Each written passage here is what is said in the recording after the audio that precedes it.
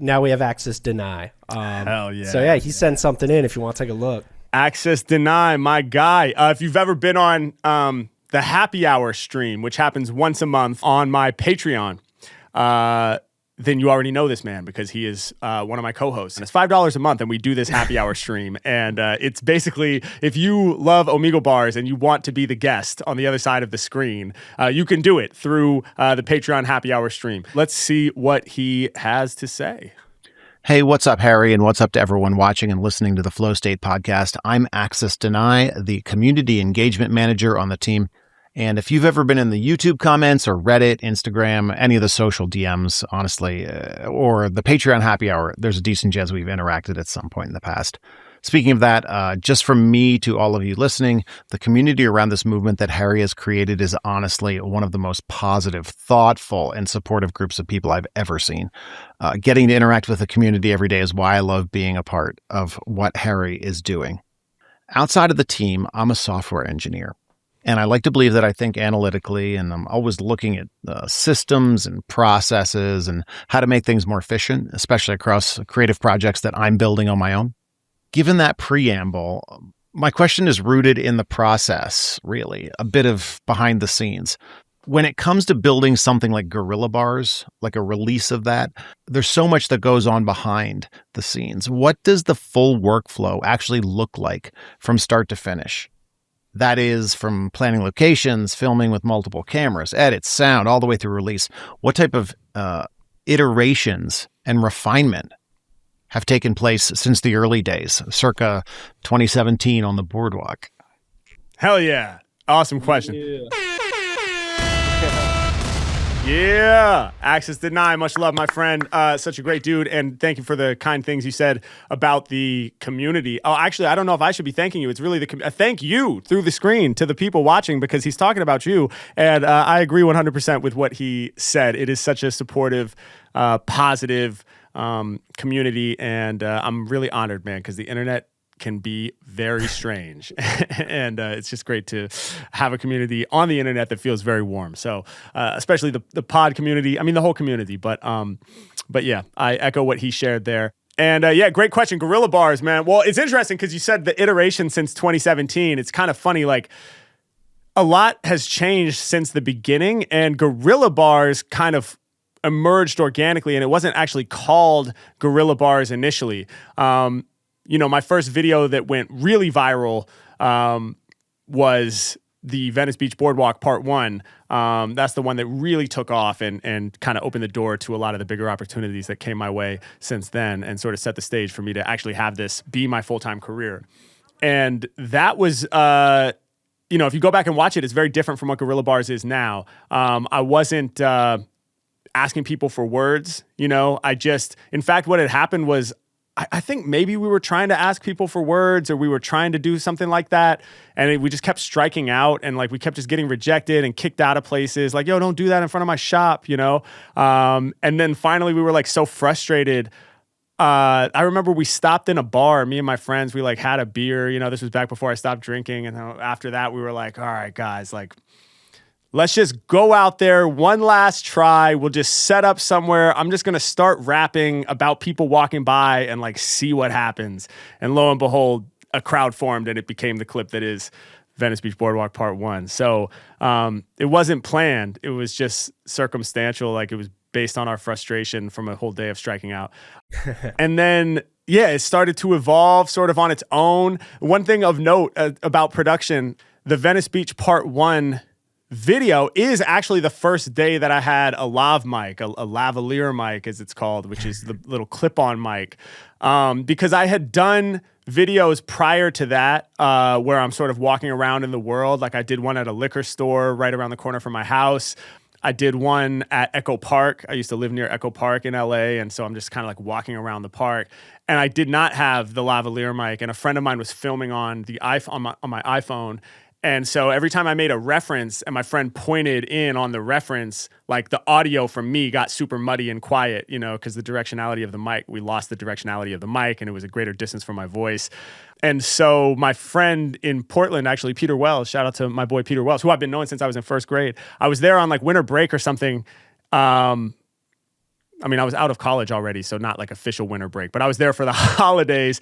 And he was like, yo, bro, you should get a lav mic. And I was like, what? He was like, yeah, you should get like a clip-on mic, so no matter where the camera goes, like you'll still sound the same.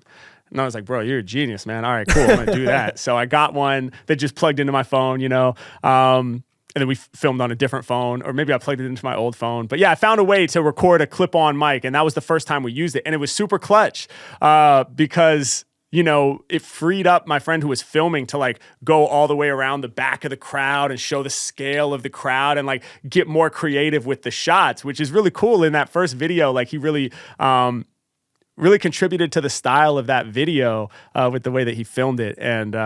And so that's one of the evolutions that occurred. And then, I continued making videos out in the world. There's even a couple videos like in Hollywood and in Santa Monica that came out subsequently after Venice Part 1, where I had a little a mic and a little PA speaker like we did later with the Busking with Bows series. I had a little setup that I would sometimes incorporate like that. So it was just kind of like experimenting, trying different things, but it was a lot more just rapping about like the passerbys and what they're wearing. And maybe if I like had a crowd and the beat ended, I'd be like, yo, somebody throw me a word. But it was much looser in that sense. It was way more visuals, just like rapping about the shirts and the shoes and the water bottle and a pigeon that flew by and all of those types of things. And then, and then there was sort of like, I'm trying to think of the timeline because when did I actually come back with Guerrilla Bars? Well, I guess it was like I stopped making YouTube videos for a full year and focused on making my album, which ended up being like an EP, not a full-length album, which is Contents Under Pressure. And so during that time, I was just like, okay, I'm just going to like take a break from all this content stuff so I can focus on my goal of recording music. And then I ran out of money and I was broke. And I was like, damn, I might have to go get a job. But I really didn't want to do that because I just love being a creative guy as much as I possibly can with my time. And I was like, but damn, I think I'm going to have to go do this. And shout out to my wife, who was not my wife at the time, but we lived together and she said, fuck that. Like, you got it. Make content again. People love you, you can do this. And so that is when I turned monetization on my YouTube channel for the first time. So all of the first videos, I didn't have monetization on because I thought that people would not watch the ads. I thought that if people had to watch the ads, they would bounce from the video. And I just wanted as many people to watch the videos as possible. So I never turned on monetization. This time I turned on monetization. I used my own beats so that we wouldn't get demonetized. I had this cache of beats that I had made. And I went back out with the lav mic for what would be named Guerrilla Bars Episode 1. So there was like a bit of a rebrand. And I filmed episode like 1 through 7 or something like that. And I think it was episode 7 that finally like caught and kind of went viral.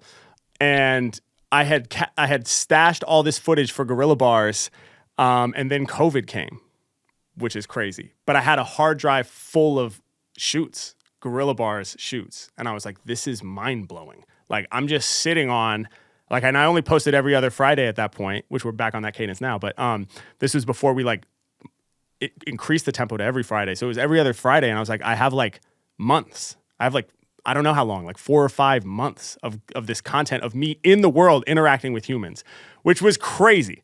Very serendipitous. Everything came screeching to a halt. We had to put the watermark that said, hey, this was filmed on this date, because everybody was like wearing masks and isolating, and I was just out there like dapping it up with everybody, rapping through lines. People in the comments would be like, "Where is this? Like, is this is in Florida, right?" Like, no, but but yeah, it was crazy, and so I had all that content. So that's what was Guerrilla Bars, and I think when I rebranded as Guerrilla Bars, that's when I started leaning in more on like asking people for words, and that's also when I not in episode 1, I don't think. But I think starting in like Guerrilla Bars 2 or maybe 3, I don't know exactly when it started, but this is when I started layering the beat in to give more fullness to it. Because if you listen early on, like, yes, we added the lav mic, so my vocal was always clear, but the beat was just getting picked up from a combination of the phone or the camera audio and my little clip-on lav. So yeah, it was just, I mean, this is the longest answer to your question imaginable, but I just wanted to kind of tell the story of how it was very organic that Guerrilla Bars turned into what it is now. And now it's like a thing, and it's very recognizable within my audience. and it has a sound and it has a look. But it all just kind of happened one piece at a time, organically based on need, or me just randomly being like, yo, the beat sounds weak. Maybe it'd be fire if we layered the beat in. And so, yeah, that's kind of how it developed eventually into what it is now. And then, after COVID, I had to take a break from it, and everything was Omegle for a while. And then when the world opened back up, we got back out there and started doing it. And there were more upgrades at that point too. Now, Sam, you film Guerrilla bars, and that started at that time. You and Khan were filming all of the episodes starting when the world opened back up again, which was super dope. We started having the 2 cameras. That was different, And there was experimentation there too. At first, we had 2. It was actually not you and Khan. It was you and another videographer that we hired, and both of you had full rigs. And we quickly learned that was too intimidating, to roll up on people with 2 full camera rigs. So then we were like, yo, Khan, can you film on your phone? And that way Khan looks like he's just part of the crowd. He blends in. That's why sometimes you'll see Khan in the crowd in a Guerrilla Bars clip occasionally when the cameras cross. Oh, there's Khan, so look out for that if you haven't ever noticed it. But we had to figure out what level of production would be still chill enough for us to roll up on groups and have everybody feel comfortable and have everybody react organically, because that's the thing, is as soon as people feel like they're on a film set, people tighten up, myself included, it's only natural. So we sorted all that out, and just lots of little gradual evolutions over time. But I guess in terms of your question of what goes into it, area scouting, it depends. The start, is that step 1? Where are we going to be? Where should we go? That's step 1. Step 1 is when are me, you, and Khan going to be together in the same physical place? When are we going to be in the same city? Okay, maybe it's on tour, or maybe there's something else happening that's bringing us all together. Okay, cool. This weekend, let's go out and do it. And then, where do we want to go? And for a while, it was where's the Venice Beach of this city, right? What does that mean? I think Venice Beach is just a place where people are very free-spirited. You don't usually have to have permits to film out there in public. Very diverse, all different kinds of people hanging out, all different kinds of personalities, which I love. That's the beauty of improvising and interacting with people in the world, right? Is you get to experience people from all different walks of life and all different perspectives. And so Venice has that. It's just a beautiful cultural melting pot. People are congregating at all times. There's groups of people. So same thing with, let's say, in New York, Washington Square Park. Yes. It's a place that people are gathering throughout the day outside. Yes. Just kind of live it. Exactly.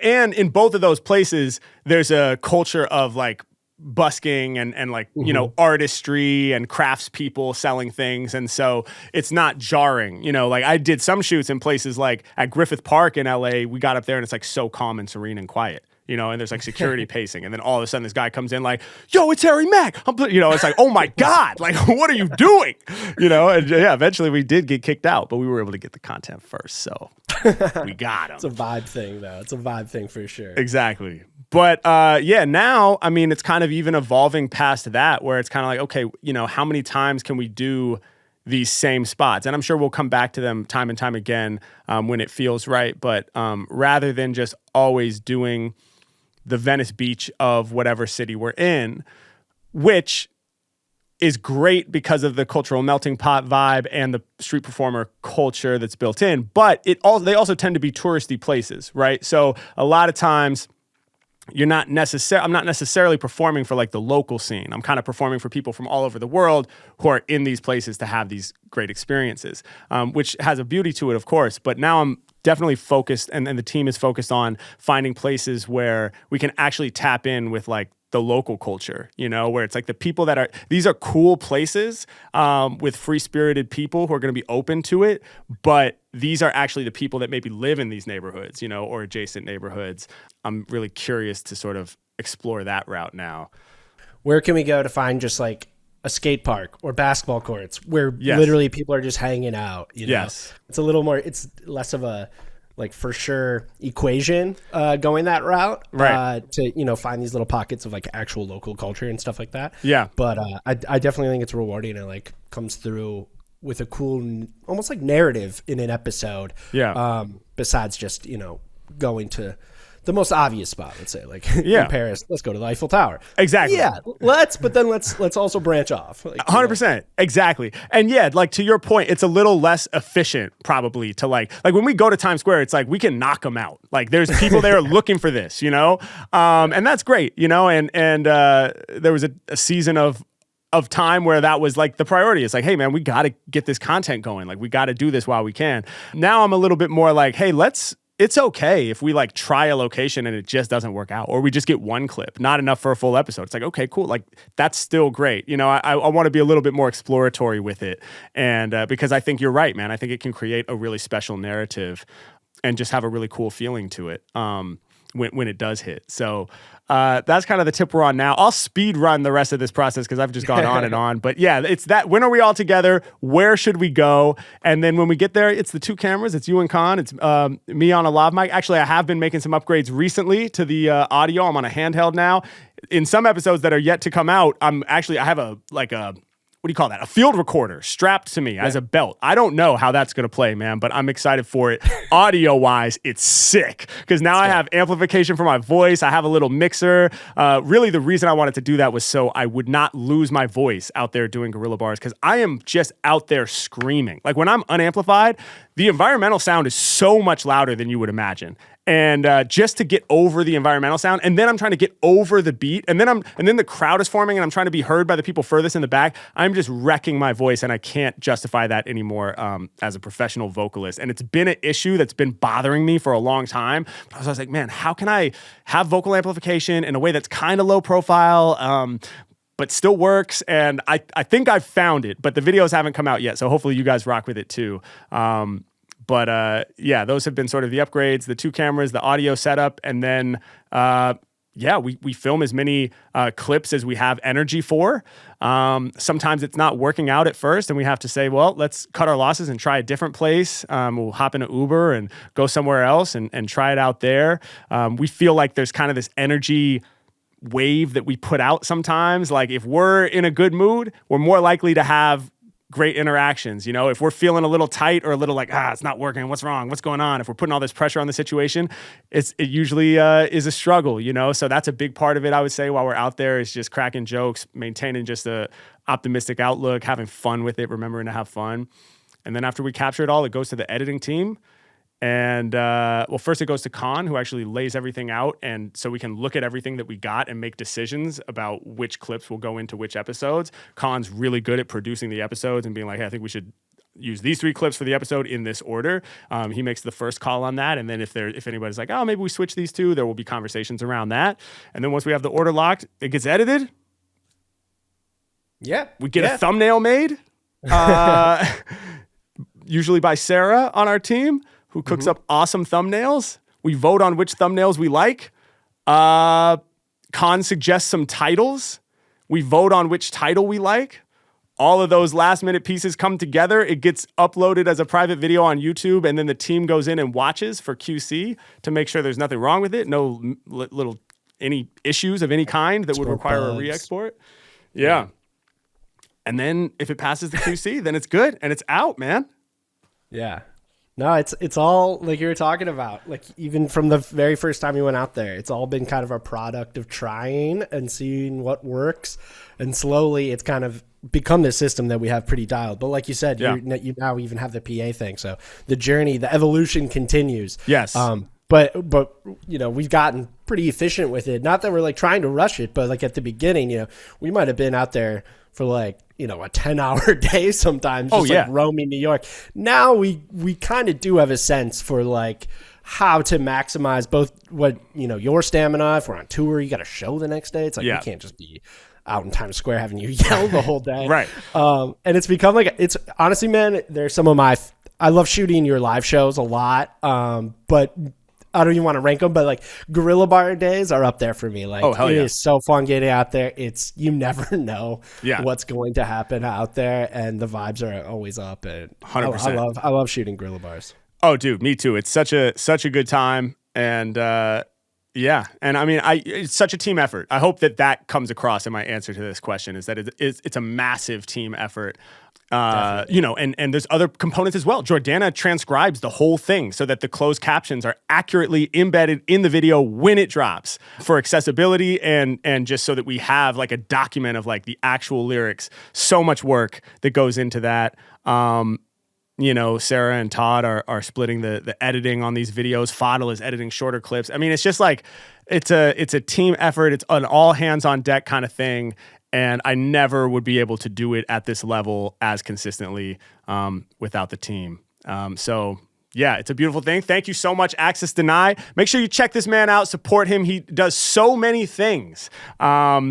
And being part of Team Mack is just one of them. But check him out. AxsDeny, AxsDeny.com is his website, which it has a link tree to everything that he's doing. One thing of note that I personally get a kick out of is Pennsylvania, which is his Twitch stream. I think it's still up and running. It's a 24/7 video stream of his hens and his chickens. I don't know if they're all hens, but...